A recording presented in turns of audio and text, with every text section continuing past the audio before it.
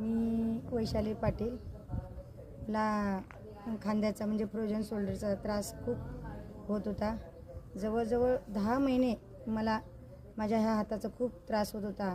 हात वर करता येत नव्हतं, पाठीमागं जात नव्हतं.